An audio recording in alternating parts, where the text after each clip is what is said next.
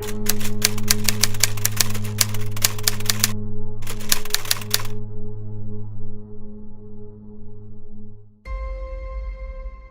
Ethiopian northernmost Tigray's T.P.L.F group was formed by Marxist-Leninist students with a profound sense of national identity who left the civilian movement after the 1974 revolution and launched a rural-based struggle against the government in 1975.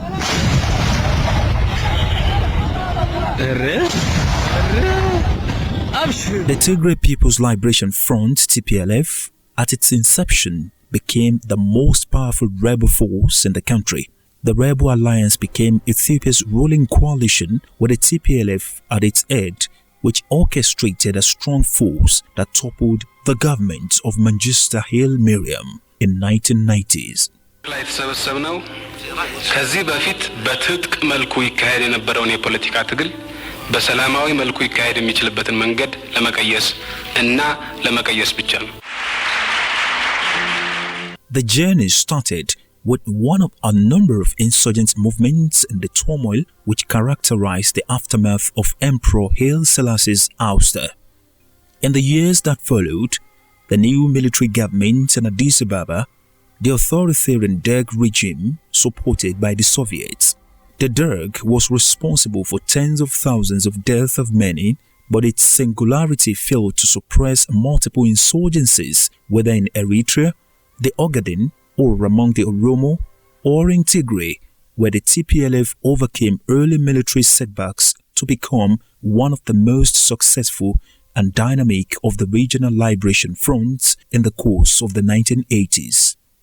Only briefly, between 1872 and 1889, that the seat of power returned to Tigray under the Tigrayan Emperor Johannes IV, who for all the T.P.L.F's revolutionary zeal will occupy a powerful place in the Tigrayan nationalist imagination for decades to come. When he was killed fighting the Mahdists in Sudan, the imperial throne was seized by Menelik II, ruler of Shoa, who built Addis Ababa as his capital. The return of power to the Amhara will contribute to the sense that Tigray was denied its rightful inheritance. In the course of 1970s, this was dominated by the Eritrean People's Liberation Front (EPLF), which in many ways had common course with the T.P.L.F in their respective struggles against the Derg, but which had important differences in ideology, military tactics, and very definition of nationality. The T.P.L.F recognized the EPLF's right to fight for the independence of Eritrea, while the T.P.L.F itself resolved to be in the vanguard of the liberation of the whole of Ethiopia from the authoritarianism of the Derg. The movement renewed a tactical alliance in the late 1980s and together overthrew the Derg, with Eritrea becoming independent. The fall of the regime left the T.P.L.F's leader, 36-year-old Meles Zenawi, in power, and the army and intelligence services dominated by Tigrayans who moved swiftly to consolidate their control in other sectors. Jobs were found for former comrades. Debretsin, the one-time wireless operator and by now a veteran close to Zenawi, was made the deputy head of the National Intelligence Agency and later the Minister of Communications and Information Technology.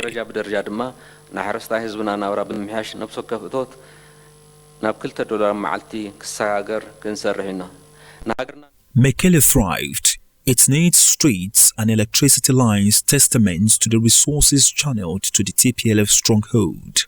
But there was also repression so remorseless that it worried even the US, which saw Ethiopia as the cornerstone of its security strategy in the region and was prepared to tolerate most of the excesses of the T.P.L.F leadership.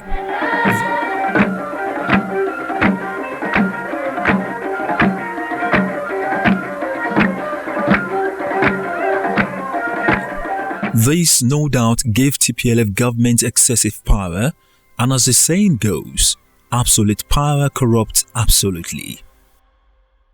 T.P.L.F started launching offensives on all neighboring Sudan, Eritrea, Amhara and most importantly, Somalia.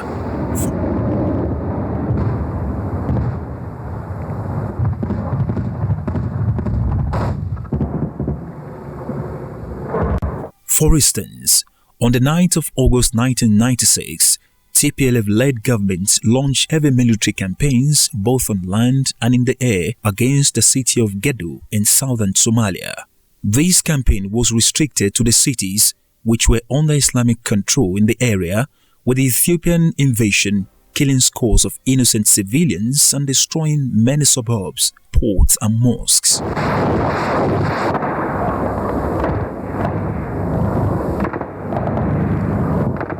Alerted the world and warned from the mouth of my president about 2 weeks ago that according to information available to us, this kind of invasion against Somalia could be expected any moment from now. The Ethiopians view this with understandable alarm because it represents a possible dismemberment of their nation. They feel that the Somalis invaded in the Ogaden. These are internationally recognized borders, and in 1964 the OAU indeed recognized all of the borders in Africa. So when the Somalis attacked, they could only do what would be expected of any nation, and that's move to protect their own territory. When Meles died suddenly in 2012, and his handpicked successor, Hail Mariam In, proved too weak to manage growing tensions, representatives of the two communities eventually joined forces to outmaneuver the TPLF within the ruling coalition to get Abiy, who is of mixed Oromo-Amharic parentage, appointed as Prime Minister in 2018. Dr. Abiy Ahmed በዛሬ ዕለት በሕዝብ ተወካዮች ምክር ቤት ፊት ቀርቤ የኢፌዴሪ ጠቅላይ ሚኒስትር ሆኜ ስሰየም ለሕገ መንግሥቱ ታማኝ በመሆን ከሀገሪቱና ከሕዝቡ የተጣለብኝን ኃላፊነት በቅንነት በታታሪነት እንዲሁም ሕግና ስርዓትን መሰረት በማድረግ ስራዬን ለመፈጸም ቃል እገባለሁ።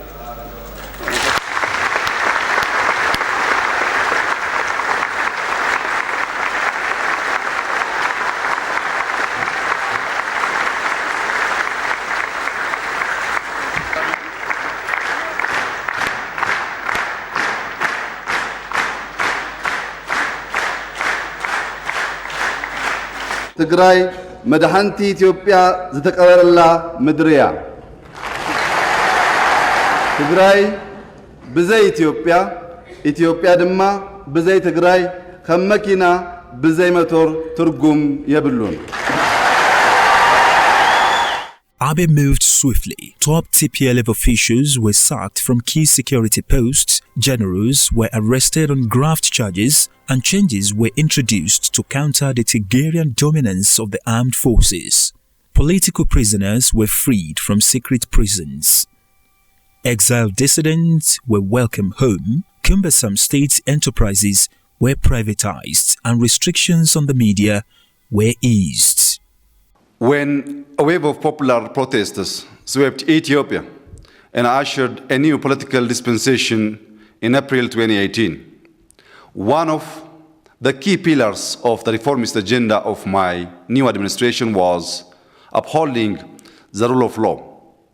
However, a key challenge we faced in this regard from the early days was the organized and highly networked obstruction of justice that was being orchestrated by those who played a leading role in the systemic abuse of human rights and massive corruption, intent on perpetuating a culture of impunity and restoring the undue privilege they enjoyed in the past.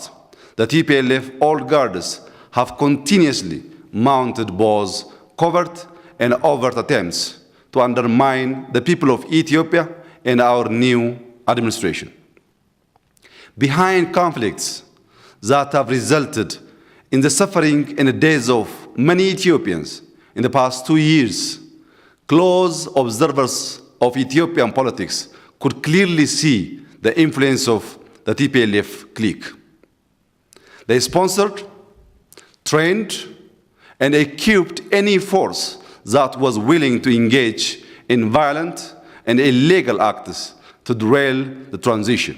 Abiy's peace deal with Eritrea, which won him the Nobel Peace Prize, isolated the TPLF. The TPLF refused to hand over wanted fugitives or join a new political party set up by Abiy to replace the old ruling coalition.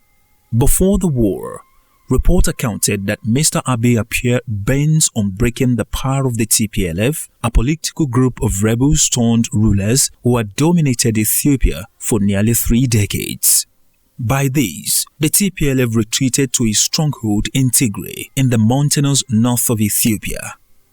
In September, the Tigrayans defied Mr. Abiy by going ahead with regional parliamentary elections that had been postponed across Ethiopia because of the coronavirus pandemic.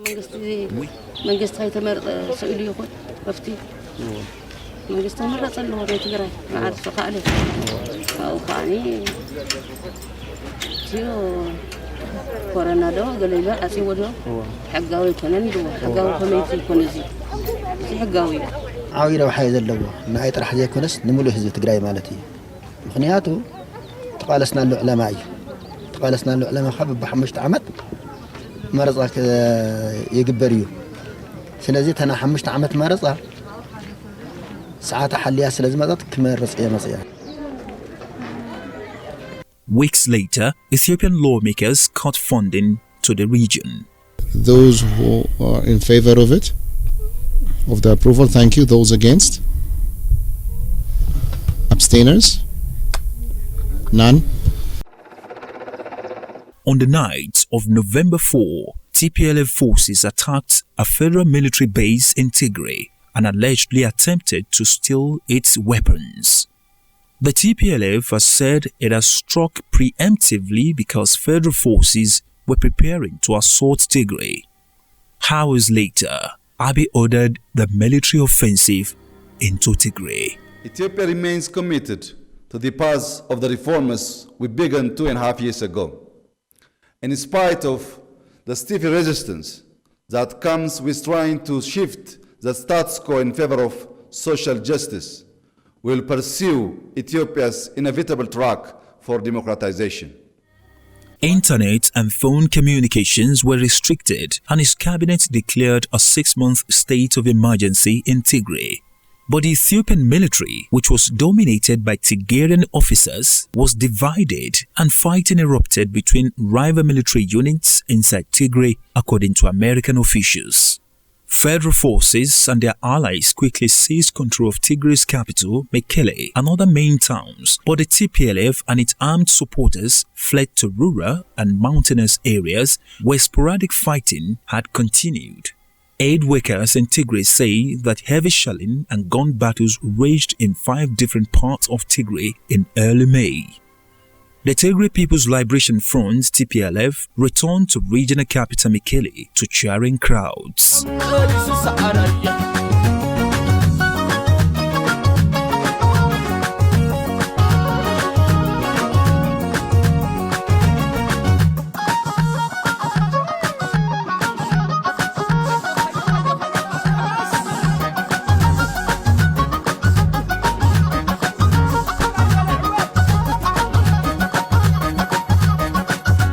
We know the state of affairs in Ethiopia.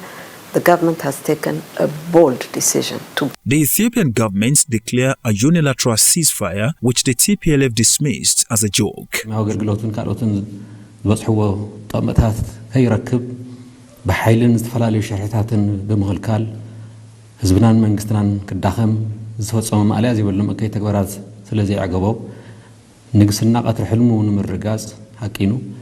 مس منجست والكملاها إسياسن مسفعفحت مكتنيا تتمرح خلال محران كاروتن نايت فعت حيلتاتن تشاريحو لعلاونا تزبن نبقى حيلتات حليفو هيو أبتاريك تتعدما ترى أنت سمع زي فلز العالق حدث بدل نفسيمو. United Nations aid chiefs said shortage of food had worsened dramatically over the past few months, and some 400,000 people in Tigray were now estimated to be in famine, with another 1.8 million on the brink of famine. The U.S. Agency for International Development estimated the number to be at 900,000. One of the most distressing trends is an alarming rise in food insecurity and hunger due to conflict. More than 400,000 people are estimated to have crossed the threshold into famine, and another 1.8 million people are on the brink of famine. Some are suggesting that the numbers are even higher.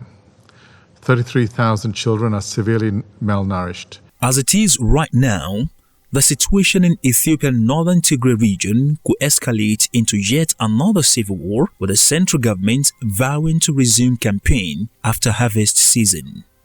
Will embattle Tigray annex itself with another bordering Eritrea, which shares same Marxist agenda from the start of its formation? Will T.P.L.F take back control of Ethiopia as it did for many decades? The T.P.L.F has been designated as terrorist group, going back to what it used to be as a fearless rebel group. Taking back the capital Mekele, the Tigrayan government has set a new conditions to reach a ceasefire with the federal government of Ethiopia.